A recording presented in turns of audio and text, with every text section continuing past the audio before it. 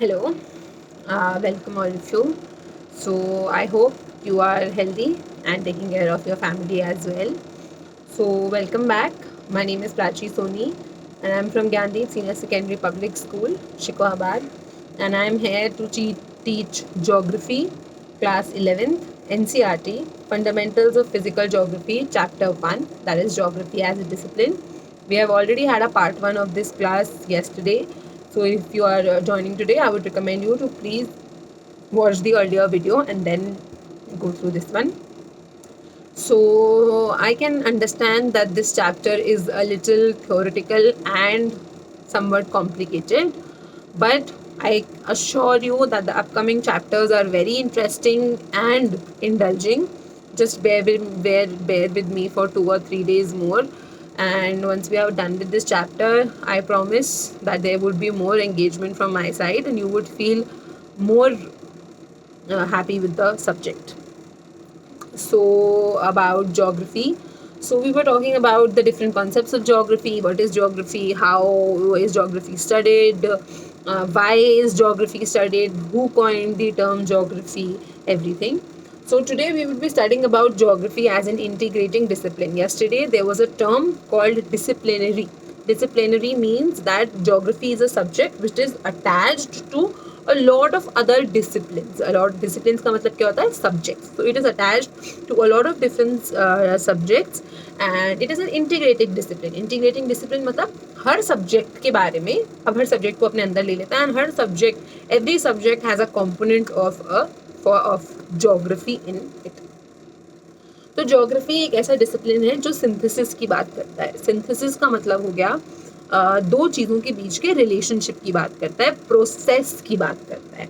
अब ये synthesis special होता है. ज्योग्राफी के केस में स्पेशियल मतलब अलग अलग जगह का रिलेशनशिप, अलग अलग जगह का फिनोमिना इज डिफरेंट. हिस्ट्री के केस में टेम्पोरल सिंथेसिस होता है. टेम्पोरल सिंथेसिस का मतलब हो गया कि how with different periods of time अलग अलग कम्युनिटीज़ आए, अलग अलग रिलीजन आए, अलग अलग लोग आए और उन्होंने कैसे अपनी ज्योग्राफी के साथ सिंथेसाइज किया. So geography is a subject of synthesis. It recognizing the fact the world system is of interdependencies. Interdependencies का मतलब that we are not we cannot do everything on our own. हम किसी न किसी चीज़ पे एक दूसरे पर डिपेंडेंट होते हैं. इंटरडिपेंडेंसी होती है हमारी. सो प्रेजेंट में world is being perceived as a global village. आज की डेट में जो वर्ल्ड है पूरे दुनिया को एक गांव की तरह देखा जाता है. जो गांव में लोग होते हैं एक दूसरे के साथ मिलजुल के रहते हैं. दे नीड समथिंग तो दूसरे से मांग लेते हैं, उसको चाहिए तो इससे मांग लेता है, हेल्प करते हैं एक दूसरे का. सो वर्ल्ड को क्या माना जा रहा है? ग्लोबल विलेज की तरह माना जा रहा है इन विच जो डिस्टेंस है, the distance between two places is reduced, उसको कम किया जा रहा है, उसको तय किया जा रहा है with the help of transportation, with the help of communication, with the help of accessibility. Next is जो हमारे ऑडियो विजुअल मीडिया है. Audio visual media is for example we talk Hindi. Our mother tongue is like most of us.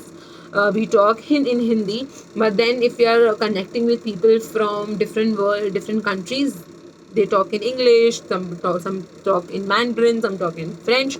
So that is how is this audio gap is filled. This audio gap is filled with technology, IT. So we have now database. We can maintain database. Although there are threats, cyber threats related to it, but that is the negative side, and we would see the good side of it. Technology has provided the chances of natural phenomena monitorization, which means that you can monitor natural phenomena. There is technology जो daily measure करती है कि आज humidity इतनी थी, कल इतनी थी, परसों इतनी थी, एंड पूरे मंथ का डेटा निकालती है. उसके बाद आज से 10 साल बाद के एनालिसिस अगर आप करोगे, एवरेज निकालोगे, तो इस डेटा, ये वाला जो डेटा आपने निकाला है, जो आपकी मशीन ने निकाला है, दिस हेल्प्स. हर सब्जेक्ट, आप कोई भी सब्जेक्ट पढ़ रहे हो, आप हिस्ट्री पढ़ रहे हो, आप इकोनॉमिक्स पढ़ रहे हो, आप पॉलिटिकल साइंस पढ़ रहे हो, आप ज्योग्राफी पढ़ रहे हो, हर सब्जेक्ट का एक बेसिक कॉन्सेप्ट होता है, व्हाट इज़ द रियलिटी, असलियत क्या है. हम हिस्ट्री पढ़ रहे हैं, हम ये जानने के लिए हिस्ट्री पढ़ रहे हैं कि क्या हुआ होगा उस टाइम पे, व्हाट वाज द रियलिटी, हम उस रियलिटी से क्या सीखते हैं, how can we learn from the mistakes we have already done in the history. हम पॉलिटिकल साइंस पढ़ते हैं तो हम देखते हैं कि किस तरह से जो वर्ल्ड है रिएक्ट करता है, कंट्री किस तरह से रिएक्ट करती है, what is the ultimate reality. Same is with geography, हम जोग्राफी को कंटिन्यूसली स्टडी कर रहे हैं, डेवलप करने की कोशिश कर रहे हैं, डिफरेंट फिनोमिनाज निकाल रहे हैं, and that is again to know the reality, the reality of what are the phenomena, what are the different phenomena, अर्थ कैसे बना, माउंटेन्स कैसे बना, स्टार्स कैसे बना, प्लैनेट्स कैसे बना, बारिश क्यों होती है, वोल्केनोस क्यों फटते हैं, अर्थक्वेक क्यों आता है, साइक्लोन्स क्यों आते हैं, स्ट्रोम्स क्यों आते हैं, बादल काले क्यों होते हैं, थंडर स्टॉर्म, बिजली क्यों कड़कती है, every phenomena has a reason behind it, and ये सारे रीजन हमको जोग्राफी के थ्रू पता चले। सो जोग्राफी, इसमें फिर उन्होंने आपको जोग्राफी एंड हिस्ट्री के बीच का रिलेशनशिप बताया है, that geography influences historical event अलग अलग। जैसे yesterday I was talking about the battle of Panipat, तो पानीपत की लड़ाई, पानीपत में होने का रीज़न क्या था, वहाँ के जोग्राफिकल फीचर्स। तो उसी तरह से जो जोग्राफी इन्फ्लुएंसेस हिस्टोरिकल इवेंट्स को बहुत ज़्यादा इन्फ्लुएंस करती है। Spatial distance itself has been very important factor to alter the course of history of the world. जो स्पेशल डिस्टेंस इटसेल्फ यानी कि जो डिस्टेंस है एक चीज़ एक जगह से दूसरी जगह के बीच में, ये एक बहुत इंपॉर्टेंट मेजर रोल फैक्टर करता है in case of history. Geography एक बहुत इंपॉर्टेंट रोल प्ले करती है इन टर्म्स ऑफ वॉर। आजकल अगर आपने न्यूज़ देखी है तो आपने देखा होगा किस तरह से इज़राइल और पैलेस्टाइन जो दोनों जगहें हैं और इनके बीच में काफ़ी ज़्यादा इशू चल रहा है, वॉर चल रहा है। क्यों है लड़ाई? मोस्टली जितनी भी वॉर्स होती हैं in the world are because of 4 reasons, that is water, land and women. 3 reasons, that is water, 4, money, water, women, land, and one thing I missed was money. These are the 4 reasons for which almost all the wars are fought. तो इस case में भी वही है that ज़मीन की लड़ाई है। पैलेस्टीनियंस यानी कि अरब्स बोलते हैं that the area belongs to them, and Jewish बोलते हैं the area belongs to us. So the war, again the purpose of me telling you this is कि जो वॉर होती है दिस इज़ ऑल्सो डिपेंडेंट हमारी country के defence का। तो क्या हुआ, इसराइल ने एक आयरन डोम बनाया हुआ है। इसराइल का बहुत अच्छा military development is very good there. So they have developed a iron dome where if a external country is attacking, the iron dome is an air defense system which will automatically cancel the attack which is coming from the different country. So when the people from Gaza attacked Israel, there was already a built-in mechanism which stopped the attacks. So defense में the geographical divisions, the gap, the regions play a very important role. Countries with large size in area gain time at the cost of space. जो countries जिनका area बहुत बड़ा होता है उनको तोड़ना, अभी कल मैं श्रीलंका पे अटैक करती हूँ, so I am not creating any anti Sri Lanka sentiments, I'm just giving you an example. Sri Lanka being a country which is very small in size, मैं कल उस पर अटैक करती हूँ तो एकदम से पूरी कंट्री के ख़त्म होने के चांसेस हैं। But on the other hand if I am attacking USA, it's a big country, एक ही बारी में पूरी कंट्री ख़त्म नहीं होगी। So this is the difference. जो कंट्री साइज़ में बड़ी होती है उनके पास ऑटोमेटिक एडवांटेज हो जाता है, उनको टाइम मिल जाता है अपनी सेफ्टी के लिए। जो कंट्रीज़ ओशन के पास, पानी के पास होती हैं, तो वो अपनी नेवी, एयरफोर्स, मिलिट्री सबको एक्शन में लगा सकती हैं, रादर देन वो कंट्री जो लैंडलॉक हो जाती है। मान लो एक कंट्री है जिसके आसपास सारी कंट्री है, कोई पानी का सोर्स नहीं है, बाई चांस आसपास की सारी कंट्री अटैक कर देंगी तो लोगों के पास कोई सोर्स नहीं बचेगा कहीं जाने के लिए। सो ओशन, वाटर, बिग एरिया, ये सारी चीज़ें बहुत एक नेचुरल एडवांटेज प्रोवाइड करती हैं कंट्रीज़ को in wars and defence. In India Himalayas have acted as a great barrier. India के केस में अगर आप देखें तो इंडिया से ऊपर जो चाइना वाला रीजन है, the countries above us, Afghanistan, Turkmenistan, Tajikistan, Mongolia, they are very cold, but हमारे पास हिमालयाज होने की वजह से जो ठंडी हवाएं उधर से आ रही हैं वो ब्लॉक हो जाती हैं और हमारे नॉर्थ इंडिया में इतनी ठंड नहीं पड़ती है। सो हिमालयाज एक बैरियर की तरह एक्ट करते हैं जो हमको ठंडी विंड से प्रोटेक्ट करके रखते हैं। बट उन हिमालयंस में ही बीच में कुछ पासेस हैं, जैसे अ माउंटेन इज़ लाइक दिस, तो जो ये वाला जो गैप होता है एक माउंटेन और दूसरे माउंटेन के शुरू होने के बीच में, वहाँ से रास्ता बनाया जा सकता है, वहाँ से people can come from different places. तो ये जो पासेस हैं ये लोगों को एक्सेस प्रोवाइड करते हैं एक जगह से दूसरी जगह पे जाने के लिए। सी से हमको नेविगेशन वगैरह करना आसान होता है, we can determine which place are we planning to go and everything. India के पास सब कुछ है, हमारा कंट्री का जो एरिया है that is also fairly good, we have ocean at our bay, हमारे साइड भी नीचे काफ़ी बड़ा इंडियन ओशन है, and our geographical factors, our geographical location is pretty good. So even geographical phenomena undergo changes from time to time and through time and can be explained temporarily.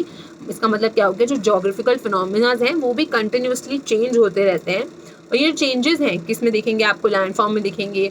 जैसे क्या होगा, बहुत time पहले जो अरावली के पहाड़ थे काफ़ी अच्छे से ऊंचे ऊंचे पहाड़ थे, बट आज की डेट में आपको हार्डली वहाँ पे एक दो कोई इरोडेड माउंटेन्स मिलेगा।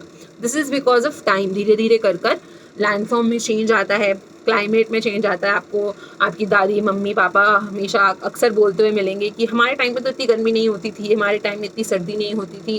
This is because of the climate change, जो कि is a factor which is continuously changing. Then is your vegetation, vegetation continuously change होता है। आप जो चीज़ लद्दाख वाले उगा कर खा रहे हैं वो सेम चीज़ आप उगा कर नहीं खा रहे हो, सो वेजिटेशन डिफरेंस होता है, इकोनॉमिक एक्टिविटीज़ अलग होती हैं, सबका हिस्ट्री अलग होता है, कल्चर अलग होता है, everything, so there are variations. अभी ज्योग्राफी और हम टाइम को एक रिलेशन बताया है इन्होंने, ज्योग्राफी एंड टाइम का, दैट आपसे कोई पूछता है कि आप तुम्हारे घर से स्कूल कितना दूर है, तो there are two ways of saying it. आप या तो ऐसा बोल सकते हो कि 2 किलोमीटर, 1 किलोमीटर, 500 मीटर या जितना भी दूर है, या फिर ऐसा बोलते हैं 5 मिनट लगते हैं। So there are two ways by which you can say. अभी 5 मिनट भी इज सब्जेक्ट टू चेंज। अगर आप गाड़ी से जाओगे तो आप हो सकता है 2 मिनट में पहुंच जाओ, if you are travelling by foot तो हो सकता है आपको उसकी जगह 10 मिनट लगे, 15 मिनट लगे। सो दैट इज़ वाई बहुत सारे फैक्टर्स होते हैं जो कि रिस्पॉन्सिबल होते हैं ज्योग्राफी को पढ़ने के लिए और उसके साथ टाइम की स्टडी करने के लिए। तो टाइम और ज्योग्राफी को आप कोरिलेट करके पढ़ सकते हो। जब आपने एक बार डिस्टेंस बताया दैट 5 किलोमीटर्स का रास्ता है, दूसरे टाइम आप बता रहे हो 15 मिनट लगता है, 10 मिनट लगता है वो 5 किलोमीटर कवर करने के लिए। So that is how, but this is the relationship between geography and time. Next is physical geography and natural sciences. Physical geography का मतलब क्या होता है, फिजिकल ज्योग्राफी मैंने कल भी बताया था, वो ज्योग्राफी के फिनोमिनाज जिनको आप देख सकते हो, महसूस कर सकते हो, and you can feel it, touch it and see it, उसको हम बोलते हैं फिजिकल फीचर्स। और वो सारे फीचर्स आप जब हम उन फीचर्स की स्टडी करते हैं तो हम उनको बोलते हैं फिजिकल ज्योग्राफी। अब आप बोलोगे मैम हम हवा को टच तो कर नहीं सकते हैं, तो हवा फिजिकल ज्योग्राफी का पार्ट कैसे हुआ? बट हवा के वजह से कुछ ऐसी चीज़ें होती हैं, कुछ ऐसे कॉन्सेप्ट्स होते हैं जिनको आप टच कर सकते हो, जिनको आप देख सकते हो। हवा ब्लो करती है तो आपको दिखती नहीं है, बट हवा आपको फील तो होती है ना। So all these things you can touch, feel और सी, उनको हम फिजिकल फीचर्स बोलते हैं। So all the branches of physical geography, बहुत सारी चीज़ें हमारी ज्योग्राफी से कनेक्ट होती हैं। मैंने कल सारे सब्जेक्ट्स का मतलब बताया था। जियोलॉजी, मेटीरोलॉजी जिसमें हम मेटल्स का करते हैं, हाइड्रोलॉजी जिसमें हम वाटर की स्टडी करते हैं, पेडोलॉजी जिसमें हम सॉइल का स्टडी करते हैं, जियोमॉर्फोलॉजी जिसमें हम अर्थ की कंपोजिशन कैसे हो रहा है उसका स्टडी करते हैं, क्लाइमेटोलॉजी, क्लाइमेट कब सर्दी बारिश ठंडी हवाएं, north wind, north south winds, north eastern winds, north western winds, इन सारी विंड्स की स्टडी करते हैं। और ओशनोग्राफी पढ़ते हैं, cold currents, warm currents, all these things. Biogeography में हम बॉटनी की पढ़ाई करते हैं, जूलॉजी की पढ़ाई करते हैं, different location, niche. Now there is this word called niche. ये नीश को नीचे मत पढ़ना, it is niche, NICHE। Niche का मतलब होता है अ पर्टिकुलर एरिया, या फिर आप मान लो आपका, हम सबका एक कंफर्ट जोन होता है जिसमें हम बहुत खुश होते हैं। हमको पता है हम डेली 1 घंटा पढ़ सकते हैं, पर आपकी मम्मी पापा आपके ऊपर चप्पल मार के बीच पढ़े कि नहीं 10 घंटे पढ़ो, तो उससे क्या हो रहा है, आपका कंफर्ट जोन ब्रेक हो रहा है। सो हम सबका एक कंफर्टेबल जोन होता है, एक कंफर्टेबल क्लाइमेट होता है। किसी किसी को बहुत गर्मी लगती है, उनको हमेशा एसी की आदत होती है, किसी किसी को बहुत सर्दी लगती है, उनको बिल्कुल बर्दाश्त नहीं होती है सर्दी। सो एवरीबडी हैव अ नीश, जैसे हम होते हैं वैसे ही जानवर होते हैं। आप लोग और मैं, हम लोग, like it is not easy to sustain in mountainous region. हमको कल को कोई जाके बोल दे कि जाके go and live in Russia में जाकर रहो, और go start living in Antarctica और Greenland. It is not possible for us, क्योंकि हमारी बॉडी की फॉर्मेशन, हमारी बॉडी की जो बायोलॉजिकल फिनोमिना है वो उस तरह से अडेप्टेबल नहीं।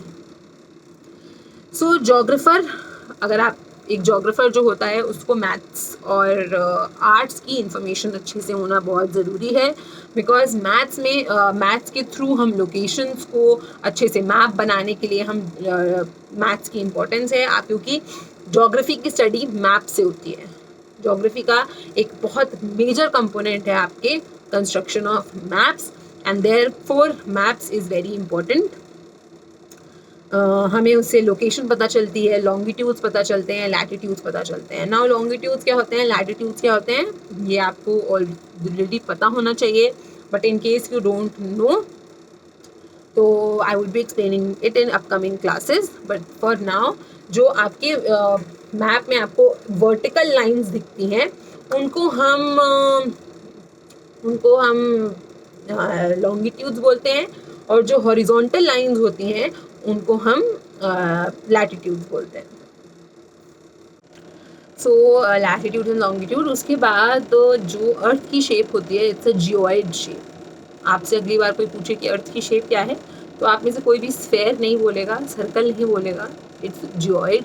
जियोइड होती है काइंड ऑफ एग, जो कि साइड से बल्ज होता है, बाहर को निकला होता है, ऊपर से थोड़ा सा दबा हुआ होता है। ये क्यों होता है? लट्टू की शेप देखिए, आप सबने बचपन में लट्टू खेला होगा, that is the shape of the earth. ऐसा क्यों होता है? क्योंकि अर्थ जो है कंटिन्यूसली क्या कर रही है, रोटेट कर रही है, और रोटेट करने में एक फोर्सेस होती हैं जिनको बोलते हैं सेंट्रीफ्यूगल और सेंट्रीपिटल। तो इसकी वजह से जो अर्थ है वो बाहर की तरफ खिंचती है एंड मूव करता है, कोरियोलिस फोर्स कहते हैं उसको। इसकी डिटेल हम आगे पढ़ेंगे धीरे धीरे करके, so don't worry if you are not getting right now. I am just telling you that the shape of earth is geoid. Geoid के अलावा इसको ऑब्लेट स्फेरॉइड भी बोलते हैं। क्या बोलते हैं? Oblate spheroid. सो पर लेकिन सबसे बड़ी प्रॉब्लम क्या है? अर्थ की शेप है जियोइड, हमको मैप्स बनाने हैं 2D पे, एक प्लेन पेपर पे। सो फॉर अस उस पूरे गोल चीज़ को एक स्ट्रेट चीज़ पे लाना is a very big challenge, जिसके लिए आपको आर्ट्स और मैथ्स का नॉलेज होना ज़रूरी है। Study of maps, making of maps, construction of maps is known as cartography. Now about geography and social sciences. Geography का social sciences से क्या relation है? Each social science interface with one branch of geography. हमारी हर social science कहीं ना कहीं geography से related होती है। geography और history के बीच का relationship हम already पहले पढ़ चुके हैं। जोग्राफी और फिलॉसफी के बीच का रिलेशनशिप देखते हैं। तो फिलॉसफी में क्या है? हर सब्जेक्ट की एक फिलॉसफी होती है। आप कोई भी सब्जेक्ट पढ़ रहे हो, आप हिस्ट्री पढ़ते हो तो उसमें हमको बताया जाता है पहले कैसे होता था, ट्राइब्स कैसे रहते थे, धीरे धीरे कैसे करके डेवलपमेंट शुरू हुई। इकोनॉमिक्स की अपनी फिलॉसफी होती है, आपको मार्केट के बारे में बताना चाहती है वो। पॉलिटिक्स की अपनी फिलॉसफी होती है जो कंट्री रिलेशन, कंट्री में एडमिनिस्ट्रेशन के बारे में आपको बताती है। उसी तरीके से जोग्राफी का भी अपना फिलॉसफी है, और इस फिलॉसफी को बोलते हैं raison d'être. There can be another pronunciation for this. I'm sorry if I pronounced it wrong. Please check it. Philosophy provides root to a discipline and in the process of its evolution. Philosophy हमको एक किसी भी discipline के root तक लेके जाती है और बताती है कि किस तरह से पूरा इवोल्यूशन हुआ। सेम चीज़ हम ज्योग्राफी में भी पढ़ रहे हैं कि अर्थ बन गई, ये हमको पता है, पर अर्थ कैसे बनी, हमेशा से इतनी बड़ी थी, छोटी थी, आगे क्या होगी, बड़ी होगी, छोटी होगी, क्या सिचुएशन होगा, everything we would be studying in part of geography. Earth geography सारे सोशल साइंस के डिसिप्लिन से रिलेटेड होती है, चाहे सोशियोलॉजी हो, पॉलिटिकल साइंस हो, इकोनॉमिक्स हो, डेमोग्राफी हो, और सोशल रियलिटी हो, social, political, economic, population settlement, everything it is related to geography. Political science के केस में पॉलिटिकल साइंस का कंसर्न क्या है, टेरिटरी को देखना, पीपल को देखना, सोवरेनिटी को देखना। और पॉलिटिकल ज्योग्राफी क्या करती है, वो ये चेक करती है कि is also interested in the study, political geography भी स्टेट की स्पेशल यूनिट्स, अलग अलग स्पेस के बारे में पढ़ना रिसर्च करती है, उनके पॉलिटिकल बिहेवियर के बारे में रिसर्च करती है। इकोनॉमिक्स में हम production, distribution, consumption, savings, investment, exchange, इन सारी चीज़ों के बारे में पढ़ते हैं। और ऐसा ही कुछ रोल होता है इकोनॉमिक ज्योग्राफी का, जो एरिया के बेसिस पे स्टडी करके हमको प्रोडक्शन डिस्ट्रीब्यूशन के बारे में बताती है। फॉर एग्जांपल, इंडिया में कितना प्रोडक्शन डिस्ट्रीब्यूशन हो रहा है, ये सब तो आप इकोनॉमिक्स में पढ़ लोगे, बट जब हम कंपेयर करेंगे कि यूएसए में क्या है, चाइना में क्या है, कनाडा में क्या है, तो वो हो जाएगा इकोनॉमिक ज्योग्राफी। हमने ज्योग्राफी के बेसिस पे इकोनॉमिक्स की स्टडी करी। Next is your population geography, जो कि डेमोग्राफी। डेमोग्राफी क्या होती है, जब भी डेमोग्राफी कहीं भी आपको वर्ड दिख जाए, it is related to population. Demo मतलब होता है पीपल, ग्राफी मतलब लोगों की study. The study of people is known as demography. So population geography में हम डेमोग्राफी को पढ़ते हैं ना। इसमें इन्होंने ऑस्मोटिक रिलेशनशिप के बारे में बताया है। आपने अगर 10th में साइंस में पढ़ा होगा तो कॉन्सेप्ट ऑफ डिफ्यूजन, ऑस्मोसिस। किशमिश को अगर आप पानी में बहुत देर तक रख दोगे तो वो फूल जाती है। क्या करती है, वो जो बाहर का वाटर होता है उसको अंदर ले लेती है, एक्सपैंड कर जाती है। और उसको आप बहुत देर तक खुले में, ड्राई में, सन में रख दोगे तो सिकुड़ जाती है एंड वाटर छोड़ देती है। तो इसमें ये बताना चाह रहे हैं कि जो ज्योग्राफी है इसका एक ऑस्मोटिक रिलेशनशिप है। ऑस्मोटिक रिलेशनशिप का मतलब क्या हो गया कि इसका एक काफ़ी इंटीग्रेटिंग रिलेशनशिप है, जिसमें ये सारे सब्जेक्ट्स को अपने अंडर ले लेती है। द इंडिविजुअलिटी, अभी क्या है, उस चीज़ की, उस सब्जेक्ट की इंडिविजुअलिटी ख़त्म नहीं होती है, मतलब सब्जेक्ट की कोर ख़त्म नहीं होती है, बस ज्योग्राफी के साथ मिलकर एक नया एंगल बन जाता है उस सब्जेक्ट का। तो ज्योग्राफिकर्स जो होते हैं वो जैसे कि आपकी बॉडी में, सबकी बॉडी में सेल्स होते हैं, तो हमारी बॉडी के हर सेल दूसरे सेल से अलग है। ऐसा तो होता नहीं 2 सेल मिलके आपस में मिक्स हो जाते हैं, 10 सेल मिल गए, 20 सेल, सारे सेल्स अलग अलग रहते हैं, बट उन सारे सेल्स में से ब्लड का फ्लो हो रहा है विदाउट एनी डिसरप्शन। उसी तरीके से ज्योग्राफी है। ज्योग्राफी हर सब्जेक्ट को कनेक्ट करके रखी हुई है, बट किसी भी सब्जेक्ट की जो इंडिविजुअलिटी है उसको ख़त्म नहीं कर रही है ना। ज्योग्राफी अपने सिस्टर डिसिप्लिन, अभी सिस्टर डिसिप्लिन क्यों बोलते हैं, जैसे कि ब्रदर सिस्टर, हम सब लोग भाई बहन एक दूसरे से रिलेटेड होते हैं, उसी तरीके से ये सारे सब्जेक्ट भी रिलेटेड है, इसलिए इनको बोला जाता है सिस्टर डिसिप्लिन, जिनकी वजह से इनके साथ कोई रिलेशनशिप बना हुआ। मैप्स एक बहुत इफेक्टिव टूल्स होता है जोग्राफर्स के लिए, and it is very important कि कन्वर्ट करा जाए visual form to bring out the spatial pattern. मतलब मैप्स के थ्रू हम स्पेस के बारे में बहुत अच्छे से डिटेल्ड स्टडी कर सकते हैं। now, आपकी बुक में ये जो आपको टेबल दिया है, I hope you can see it, fields of geography, please go through this. It gives you a very good detailed analysis. I'm starting from here. So it gives you hydrology. Hydrology में हम ऊपर दिया हुआ है subject और नीचे दिया हुआ है उस सब्जेक्ट से हम ज्योग्राफी में क्या मिलता है। तो जब हम पानी की स्टडी करते हैं तो हमको ओशंस के बारे में पता चलता है। जब हम पेडोलॉजी, सॉइल्स की स्टडी करते हैं तो हमको सॉइल ज्योग्राफी के बारे में पता चलता है। हम बॉटनी पढ़ते हैं तो हमको फाइटो ज्योग्राफी के बारे में पता चलता है। हम जूलॉजी पढ़ते हैं तो हमको जू ज्योग्राफी के बारे में पता चलता है। एंड सेम फॉर इकोलॉजी से हमको ह्यूमन इकोलॉजी के बारे में पता चलता है। इन्वायरमेंटल ज्योग्राफी, ईवीएस से हम इन्वायरमेंटल ज्योग्राफी पढ़ सकते हैं। एंथ्रोलॉजी, जब हम ह्यूमंस की स्टडी करते हैं तो उससे हमें कल्चरल ज्योग्राफी के बारे में पता चलता है। जब हम फिलॉसफी, किसी भी चीज़ के रूट को ढूंढने की कोशिश करते हैं तो हमको ज्योग्राफी की भी फिलॉसफी मिलती है। सोशियोलॉजी से हमको सोशल ज्योग्राफी, लोगों के आपस में बीच में उनका रिलेशन कैसा है ये पता चलता है। हिस्ट्री से हमको हिस्टोरिकल ज्योग्राफी पता चलता है। पॉलिटिकल साइंस से हमको पॉलिटिकल रीजन्स, टेरिटरी और इन सब चीज़ों के बारे में पता चलता है। डेमोग्राफी से हमको पॉपुलेशन का डिस्ट्रीब्यूशन, डेंसिटी, ग्रोथ, कंपोजिशन, इन सब चीज़ों के बारे में पता चलता है। इकोनॉमिक्स से हमें इकोनॉमिक ज्योग्राफी के बारे में पता चलता है। स्टैटिस्टिक्स से हमको टेबल्स, जो आपकी बुक में आगे आप देखोगे इतने सारे टेबल्स दिए हैं, मैप्स दिए हैं, ग्राफ्स दिए हैं, ये सब हमने स्टैटिस्टिक्स से डिराइव किया है। मैथ्स से हम बहुत पूरा एस्ट्रोनॉमी जो भी कैलकुलेशन वगैरह होता है, डिस्टेंस आप कैलकुलेट कर रहे हो कि मून का डिस्टेंस कितना है, सन का डिस्टेंस कितना है, this is all possible because of maths. Geology से हमें जियोमॉर्फोलॉजी के बारे में पता चलता है, एंड मेटेरोलॉजी से हमें क्लाइमेट वगैरह के बारे में पता चलता है।